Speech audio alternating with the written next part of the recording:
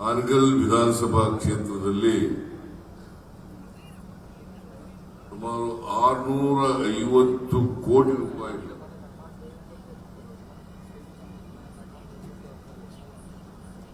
ಅಭಿವೃದ್ಧಿ ಕಾರ್ಯಕ್ರಮಗಳು ಉದ್ಘಾಟನೆ ಮತ್ತು ಶಂಕುಸ್ಥಾಪನೆ. ಈ ಕಾರ್ಯಕ್ರಮಗಳಿಗೆ ಚಾಲನೆ ಕೊಡ್ತಕ್ಕಂಥ ಕೆಲಸವನ್ನ ನಾವೆಲ್ಲ ಮಾಡಿದ್ದೇವೆ.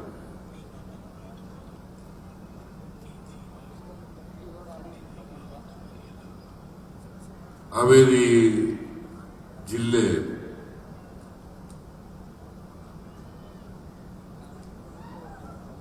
ಸಾಹಿತ್ಯಿಕವಾಗಿ, ಸಾಂಸ್ಕೃತಿಕವಾಗಿ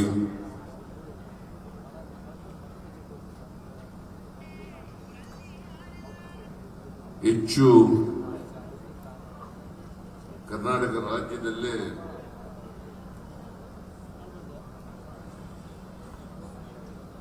ಶ್ರೇಷ್ಠವಾದಂತಹ ಒಂದು ಜಿಲ್ಲೆ. ಬಹಳ ಸಂತೋಷ ಏನಪ್ಪಾ ಅಂತಂದ್ರೆ, ಈ ಜಿಲ್ಲೆಯಲ್ಲಿ 6 ಕ್ಷೇತ್ರಗಳನ್ನು ಗೆದ್ದಿದ್ದೇವೆ. ಕಳೆದ ವಿಧಾನಸಭಾ ಚುನಾವಣೆಯಲ್ಲಿ 5 ಕ್ಷೇತ್ರಗಳನ್ನು ಗೆದ್ದಿದ್ದು, ಉಪಚುನಾವಣೆಯಲ್ಲಿ ಬೆಳಗಾವಿ ಕ್ಷೇತ್ರ ಪಠಾಣ್ ಅವರು ಪೈಲ್ವಾನ್ ಪಠಾಣ್ ಅವರು ಕೂಡ ಗೆದ್ದಿದ್ದಾರೆ. ಅದು ಯಾರನ್ನು ಸೋಲಿಸಿದ್ದು? ಹಿಂದೆ ಮುಖ್ಯಮಂತ್ರಿಯಾಗಿದ್ದಂತ ಬಸವರಾಜ ಬೊಮ್ಮಾಯಿ ಅವರ ಮಗ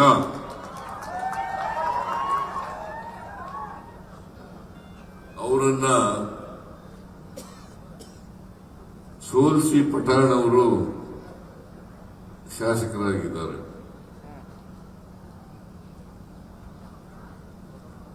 ಅಂದ್ರೆ ಇಡೀ ಹಾವೇರಿ ಜಿಲ್ಲೆ ಕಾಂಗ್ರೆಸ್ ಜಿಲ್ಲೆಯಾಗಿ ಪರಿವರ್ತನೆ ಆಗಿದೆ.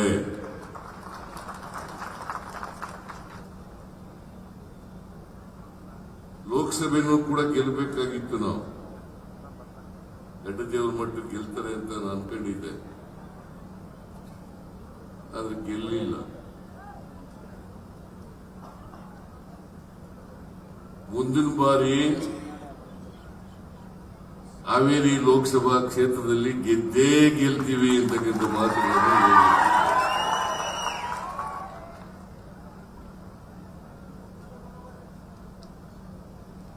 ನಾವು ಲೋಕಸಭೆಯಲ್ಲಿ ಸೋತದ್ದು ಹಿಂದೆ 2013ರಿಂದ 2018ರವರೆಗೆ ಏನು ಕೆಲಸ ಮಾಡಲಿಲ್ಲ ಅಂತಲ್ಲ, ಅಥವಾ ಕಳೆದ 1 ವರ್ಷದಲ್ಲಿ ನಾವೇನು ಕೆಲಸ ಮಾಡಲಿಲ್ಲ ಅಂತಲ್ಲ.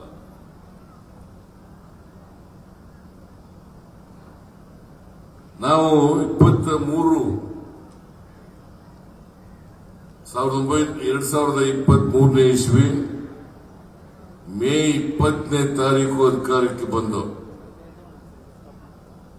ಬಹುಶಃ ಯಾವುದಾದ್ರೂ ಸರ್ಕಾರ ಕೊಟ್ಟ ಮಾತಿನಂತೆ ನಡ್ಕೊಂಡಿದ್ರೆ, ನುಡಿದಂತೆ ನಡೆದಿದ್ರೆ ಅದು ಕಾಂಗ್ರೆಸ್ ಸರ್ಕಾರ ಮಾತ್ರ ಅಂತಕ್ಕಂಥದ್ದನ್ನು ತಿಳಿಸಲಿಕ್ಕೆ ನಾನು ಡಿ.ಕೆ. ಶಿವಕುಮಾರ್ ಮತ್ತೆ ಇನ್ನೂ 8 ಜನ ಮಂತ್ರಿಗಳು ಮೇ 20ನೇ ತಾರೀಕು 2023 ಪ್ರಮಾಣವಚನ ಸ್ವೀಕಾರ ಮಾಡಿದ್ರು. ನಾನು ಮುಖ್ಯಮಂತ್ರಿಯಾಗಿ ಪ್ರಮಾಣವಚನ ಸ್ವೀಕಾರ ಮಾಡಿದೆ. ಶಿವಕುಮಾರ್ ಉಪಮುಖ್ಯಮಂತ್ರಿಯಾಗಿ ಪ್ರಮಾಣ ಸ್ವೀಕಾರ ಮಾಡಿದ್ರು. ಬೇರೆ ಮಂತ್ರಿಗಳು ಬೇರೆ ಬೇರೆ ಇಲಾಖೆಗಳ ಮಂತ್ರಿಗಳಾಗಿ ಸ್ವೀಕಾರ ಮಾಡಿದ್ರು. ನಾವೆಲ್ಲರೂ ಕೂಡ ನೇರ ಸಚಿವ ಸಂಪುಟದ ಹಾಲ್ ಇದೆಯಲ್ಲ, ಅಲ್ಲಿ ಹೋಗಿ ಅವತ್ತೇ ಮೊದಲನೇ ತೀರ್ಮಾನ ಮಾಡದ್ದೇನಪ್ಪ ಅಂತಂದ್ರೆ, 5 ಗ್ಯಾರಂಟಿ ಯೋಜನೆಗಳನ್ನ ಜಾರಿ ಕೊಡಬೇಕು ಅಂತಕ್ಕಂಥ ತೀರ್ಮಾನವನ್ನ ಮಾಡ. ಬಹುಶಃ ದೇಶದ ಇತಿಹಾಸದಲ್ಲಿ ಕೊಟ್ಟ ಮಾತಿಗೂ ಏನು ಭರವಸೆಗಳಿದ್ದಾವೆ 5 ಭರವಸೆಗಳನ್ನು ಈಡೇರಿಸ್ತೀವಿ ಅಂತೇಳಿ ತೀರ್ಮಾನ ಮಾಡಿರ್ತಕ್ಕಂಥ ಸರ್ಕಾರ ಅದು ಕಾಂಗ್ರೆಸ್ ಸರ್ಕಾರ ಅಂತಕ್ಕಂಥದನ್ನ ತಮಗೆ ತಿಳಿಸಲಿಕ್ಕೆ ಬಯಸ್ತಾ ಇದ್ದೆ. ನಾವು ಮೇನಲ್ಲಿ ಅಧಿಕಾರಕ್ಕೆ ಬಂದು ಜೂನ್ 11ನೇ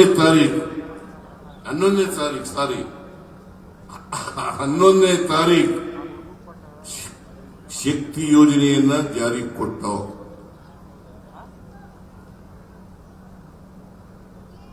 ಒಂದು ತಿಂಗಳು ಇಲ್ಲ, 20 ದಿನಗಳಲ್ಲಿ ಶಕ್ತಿ ಯೋಜನೆಗೆ ಜಾರಿಗೆ ಕೊಟ್ಟು, ಆಮೇಲೆ ಜುಲೈ ತಿಂಗಳಲ್ಲಿ ಅನ್ನಭಾಗ್ಯ ಗೃಹ ಜ್ಯೋತಿ ಕಾರ್ಯಕ್ರಮಕ್ಕೆ ಚಾಲನೆಯನ್ನು ಕೊಟ್ಟು,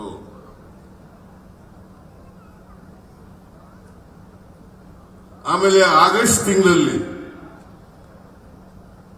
ಗೃಹಲಕ್ಷ್ಮಿ ಯೋಜನೆಗೆ ಜಾರಿ ಕೊಟ್ಟು,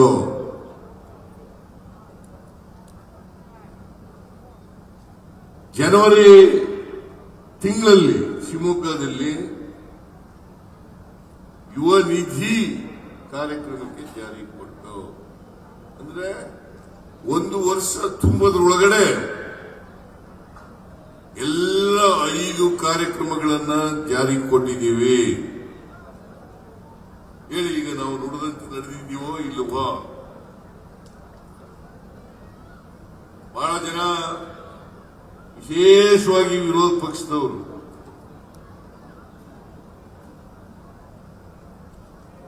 ಭಾರತೀಯ ಜನತಾ ಪಕ್ಷ ಮತ್ತೆ ಜನತಾ ದಳ, ಅವ್ರಿಗಿಬ್ಬರಿಗೂ ಹೊಂದಾಣಿಕೆ ಇಲ್ಲ, ಬೇರೆ ಕತೆ, ಬೇರೆ ವಿಚಾರ. ಯಾಕಂದ್ರೆ ಬೇರೆ ಬೇರೆ ಪ್ರತಿಭಟನೆ ಮಾಡುತ್ತಾರೆ. ಬಿಜೆಪಿ ಅವರೇ ಬೇರೆ ಪ್ರತಿಭಟನೆ ಮಾಡುತ್ತಾರೆ, ಜೆಡಿಎಸ್ನವರೇ ಬೇರೆ ಪ್ರತಿಭಟನೆ ಮಾಡುತ್ತಾರೆ. ಆದರೂ ಸಮ್ಮಿಶ್ರ ಸರ್ಕಾರ ಜೊತೆಗೆ ಮಾಡಿದ್ದೀವಿ ಅಂತ ಹೇಳ್ತಿರ್ತಾರೆ. ಕೂತ್ಕೊಳ್ರಿ, ಯಾಕೆ ನೀವು ಕೂತ್ಕೊಳ್ರಿ, ನಾವು ಊಟ ಮಾಡಿಲ್ಲ, ಕೂತ್ಕೊಳ್ರಿ.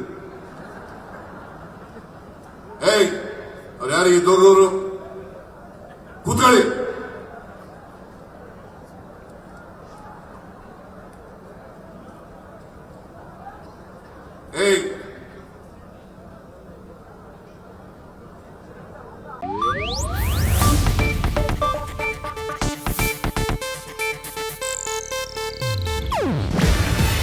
ಇದು ಏಷ್ಯಾನೆಟ್ ನ್ಯೂಸ್ ನೆಟ್ವರ್ಕ್ ಪ್ರಸ್ತುತಿ. ನೀವು ನೋಡ್ತಿದ್ದೀರಾ ಏಷ್ಯಾನೆಟ್ ಸುವರ್ಣ ನ್ಯೂಸ್.